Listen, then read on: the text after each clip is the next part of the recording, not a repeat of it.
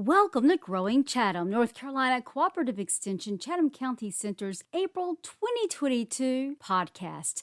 I'm Tiffany Hancock. To access the Growing Chatham newsletter, just visit go.ncsu.edu/Growing Chatham 422. Our office will be closed for Good Friday on April 15th, 2022. Attention farmers that have not enrolled in the Chatham County Voluntary Agricultural District Program. Here are a few ways you can benefit when you join the VAD. Landowners belonging to a VAD will not be required to connect to county water or sewer. Any assessment fees will be held in ambiance without interest unless and until the property is connected. Signs identifying the VAD may be provided to qualifying farmland and placed on the property at the discretion of the farm owners, except not within road right-of-ways. VAD parcels and all property within 1/2 mile will be mapped by Chatham County GIS. This will inform the public and purchasers of real property that agricultural, horticultural, and forestry activities may occur in these areas. A notice will be posted at the Planning Department, Tax Office, and agricultural agencies in the county. No governmental agency may condemn any interest in participating farmland without requesting a public hearing to ensure full consideration of the impact of that action upon agricultural, forest land, or horticultural land. Farms enrolled in the VAD may benefit from higher ranking in the Chatham Soil and Water Conservation District cost share programs. To find out if your farm qualifies or to start completing the application, just visit the Growing Chatham newsletter by visiting go.ncsu.edu/Growing Chatham 422.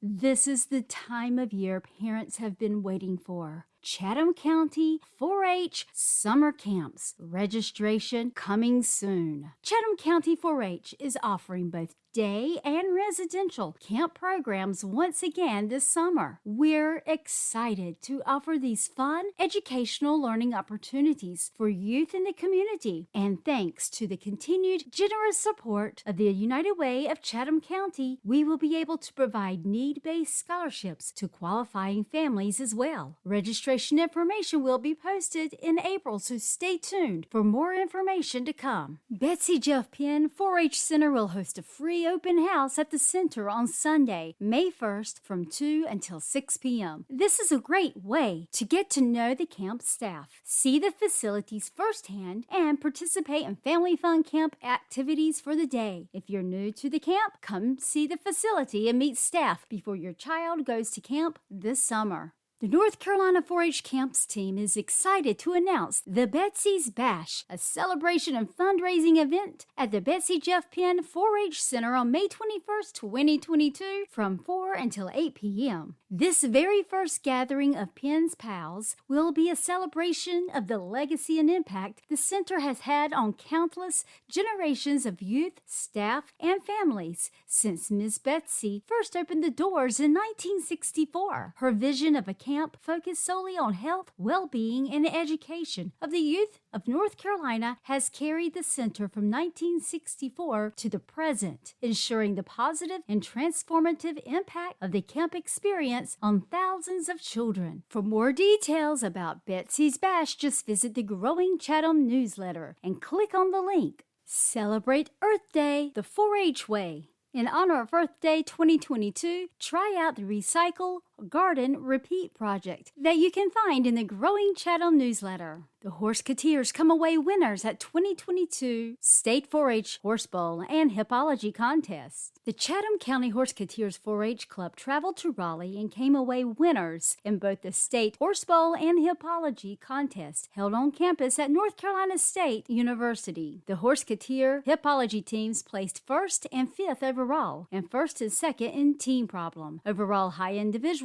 from the team included Jaden Clark, 14th, Victoria Smith, 13th, Kaya Worth, 7th, Sarah Richardson, 5th, and Sam Durham, 2nd. The top 10 individual placings in judging included Kaylee Gant, 8th, Sarah Richardson, 4th, and Sam Durham, 2nd. Stations included Victoria Smith, 10th, Sam Richardson, 9th, Sam Durham, 5th, Jaden Clark, 4th, and Kaya Worth, 3rd. And examine IDs included Sarah Richardson, 7th, Kaya Worth 4th, and Sam Durham 2nd. The Horse Couture Horse Bowl teams placed 3rd and 4th overall, with Kaylee Gant placing 14th, Lily Webster placing 13th, Savannah Bird placing 11th, Sarah Richardson placing 10th, Jaden Clark placing 7th, and Kaya Worth placing 1st, high individual.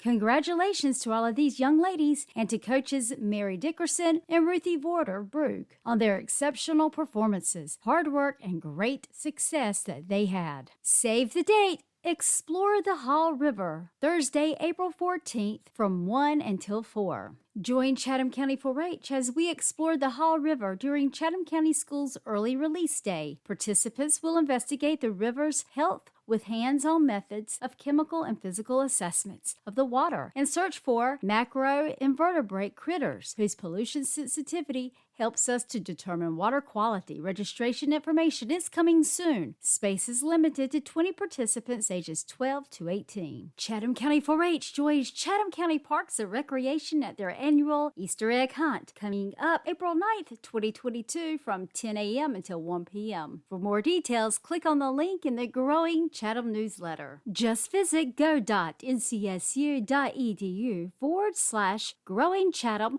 422. Have you ever considered becoming an Extension Master Gardener volunteer here in Chatham County? Matt Jones is offering an information session for prospective Chatham County Extension Master Gardener volunteers. Extension Master Gardener volunteers work with North Carolina State Extension to provide gardeners with unbiased, science-based information on sustainable garden, lawn, and landscape practices. Under the guidance of North Carolina Cooperative Extension agents, volunteers complete an extensive but fun hands-on training program, pass an examination, and complete a 50-hour internship with North Carolina Cooperative Extension in Chatham County. To remain active in the program, volunteers must log a minimum of 30 hours of volunteer service and 10 hours of continuing education each year. This webinar will explain the process and expectations for becoming a Master Gardener volunteer right here in Chatham County. Self-paced online plant ID classes are available. North Carolina Extension Gardener is pleased to be partnering with Longwood Gardens, one of the premier botanical gardens in the world, to offer the following fully online self-paced plant ID courses: annuals, perennials, vines, and ground covers, houseplants, succulents, and cacti, vegetables, herbs, fruits, and nuts. 3 brief lectures, online fact pages, course ebooks, flashcards, vocabulary games, mystery plants, and hundreds of beautiful images. You will learn the key identifying characteristics of the species covered in the courses and how to use them in the landscape, while gaining the skills to identify other plants you'll encounter outside of the class. Complete the optional assignments and quizzes to earn certificates of participation and mastery. The cost is $189, but if you register early, you can get the early bird discount for only $179. So click on the link in the Growing Chatham newsletter for more details. Plants are good for your health. Plants do that. They can make you healthy. Gardening can help you slim down. A systematic review and meta-analysis indicated that gardening can reduce BMI. School gardens also had a small but positive impact on anthropometric measures of participating children. 5 minutes making a garden bed is the metabolic equivalent of 5 minutes repeating a squat, a row, and 15 lateral raises with 1 kilogram dumbbell in each hand. So plants do that. Green exercise improves body and mind for gardeners of all ages. Click on the link in the Growing Chatham newsletter to look at the research behind this and other ways that gardening improves health. Coming up is the Eco Tower Educator Workshops. Educators are welcome to join us for a hands-on exploration of ecology concepts that can be used for engaging environmental youth programs. What happens if you leave a pile of leaves or logs to rot in the yard? What happens if you rake them up? The Eco Tower is a teaching tool that asks young people to explore the questions of human activities and the environment. Modeled after the game Jenga, youth pull a game piece from the Eco Tower that poses a question of ecosystem resilience and builds youth-critical thinking around topics of soil systems, native plants and agricultural cultivation, insect and other animal organisms, fresh and maritime waters. Easily integrated into existing programs, this fun, interactive workshop is just in time for spring and summer youth programs. Bring your own lunch, dress for outdoor adventures and activities, and be ready for fun. This is coming up April 21st from 9:30 a.m. until 3 p.m. at J.C. Ralston Arboretum. For more details, just click on the link in the Growing Chatham newsletter. Visit go.ncsu.edu/growingchatham422.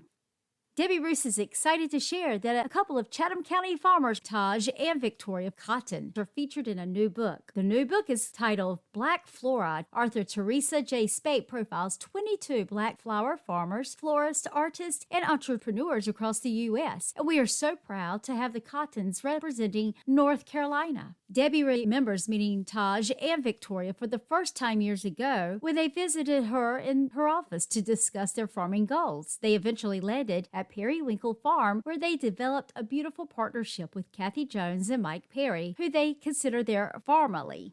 Debbie loves that they are benefiting from Kathy and Mike's 30-plus years of farming experience, and Kathy and Mike are benefiting from their ideas and perspective. So check out the book if you feel inspired. The link is in the Growing Chatham newsletter.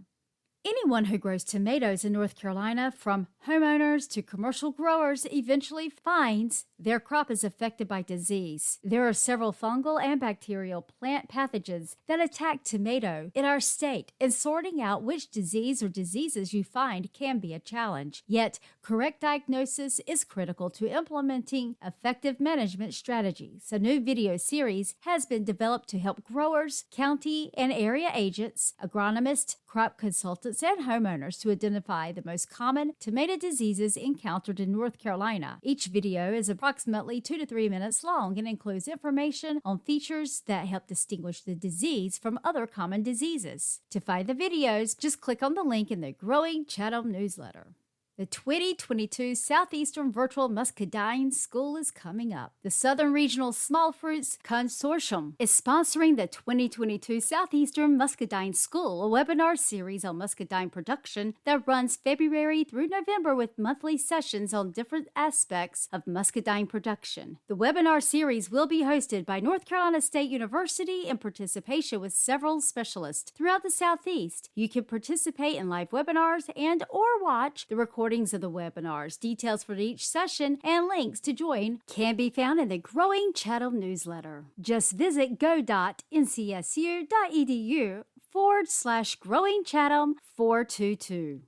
Is your child interested in learning all about livestock and competing at regional and state levels? If so, join our youth livestock team for youth ages 8 to 18. Limited spots available. We're also looking for adult volunteers. This team will attend many practices to learn about livestock judging, breeds, and more to compete in livestock judging and skillathon contests. Join us for an interest meeting on April the 5th at 6:30 p.m. at the Chatham County Agriculture and Conference Center. Just click on the link in the Growing Chatham newsletter for more details. Coming up April 7th, 2022 at 7 p.m., Cow Efficiency Webinar. This webinar will focus on what efficiency means, how should it be measured, and why this is an important consideration in our cow herds. You can register online by clicking on the link in the Growing Chatham newsletter. The 2022 Chatham County Horse Health Clinic was a success. On March 12th, in collaboration with Dr. Natalie Cochran with Chatham County Mobile Vet Services, we provided much-needed vaccines and tests to 15 horses. This program saved these equine owners around $892 $22. If you missed the clinic this year, check out our extension website next year around February for our Horse Health Clinic 2023. Getting nervous about fertilizer prices this year? The first step to good soil management is submitting a soil sample. Soil analysis will allow you to know exactly what your soil needs and give you fertilizer amount recommendations based on the grass or crop you are growing. Starting April 1st, soil samples can be analyzed by the North Carolina Department of Ag and Consumer Services at no cost to North Carolina residents. Not sure how to collect and submit your sample? Just visit the Growing Chatham newsletter and click on the link Soil Sampling Basics. To access this link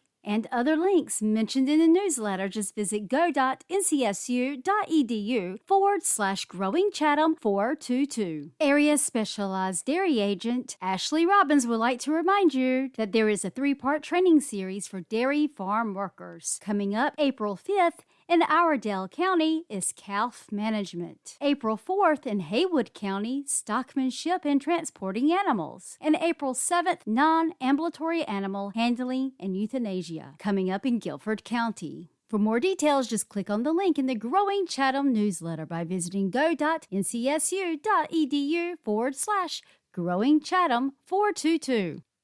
The 2022 Forestry Taxes Series webinars are available on demand. Did you miss one of the recent 2022 Forestry Taxes Series webinars? Not to worry, they're available on demand now. Many forest landowners pay more taxes on their timber than they should. Accountants can help to calculate taxes, but forest landowners need to understand how timber expenses should be reported and how they are taxed. Saving money on timber taxes starts by keeping good records and knowing how tax rules will affect your bill. Click on the link in the Growing Chatham newsletter to access forestry taxes, learn, plan, and save money. Since it's April, that means it's tax season. In case you may have misplaced the tax tips for landowners for 2021 tax year bulletin, a copy is available in the Growing Chatham newsletter to help you plan accordingly with the tax filing deadline looming. Just click on the link to access the tax tips for landowners for 2021 tax year.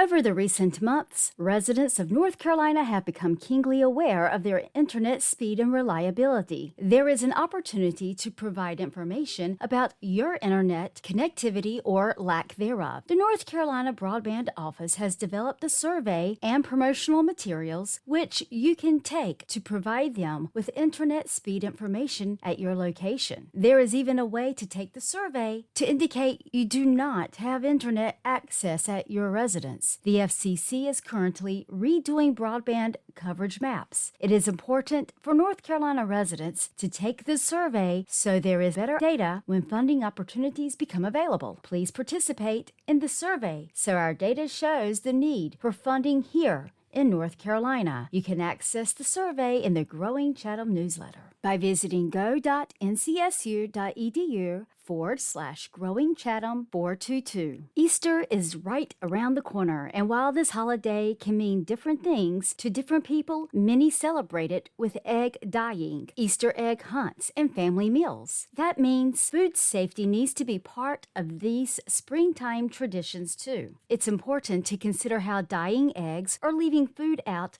might affect how edible these Easter goodies actually are. University of Georgia professor UGA Extension Food Safety Specialist Elizabeth Andress has some tips for keeping Easter healthy and happy. Since we are on the subject of Easter, enjoy a few Easter recipes that are available to download in the Growing Chatham newsletter.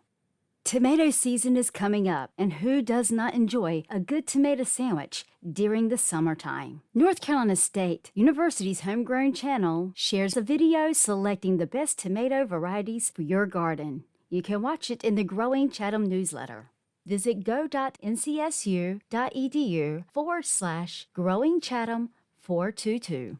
As we all know, saving money at the pump is getting harder and harder to do. Consumer Reports shares 5 tips to help us the next time we fill our vehicles up with gas. Just click on the video provided by Consumer Reports in the Growing Chatham newsletter. 5 ways to save at the pump. Just visit go.ncsu.edu/Growing Chatham 422. Have you ever thought about the history of your property? You finally found the perfect home in the perfect neighborhood, but have you ever stopped to think about the history of your property? You may have a new house, but your home may not be the original home on your property.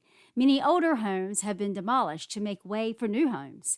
Family farms are disappearing rapidly due to the amount of people moving into the area. Subdivisions are replacing the fields where crops were grown or cattle grazed at one time. The stories that lie beneath the soil can be fascinating if you dig deep enough. As a history buff, I enjoy metal detecting. A few years back, someone shared an online link to historicaerials.com. They mentioned that this was a great website when trying to locate old home sites, schools, churches, and so on, places that folks like to metal detect.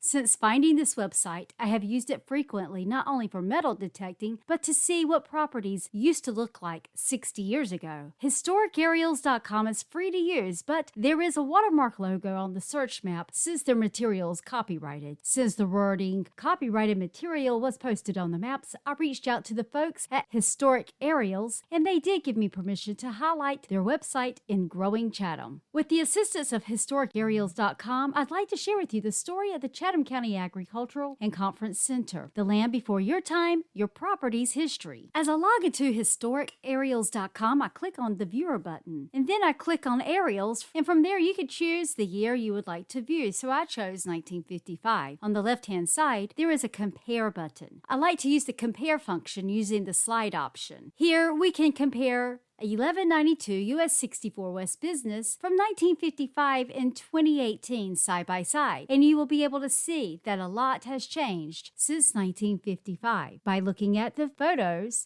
in the Growing Chatham newsletter. If you look at the 1965 map, you will see that there are several structures that I have highlighted. The highlighted areas are the guest house, which appears to have stood about where the cooperative extension offices are located. Then next you will have the main house, and it stood near the front entrance of the Chatham County Agriculture and Conference Center. Then you have the barn area, which was located at the end of the conference center's east side parking lot. You can see all these photos in the Growing Chatham newsletter.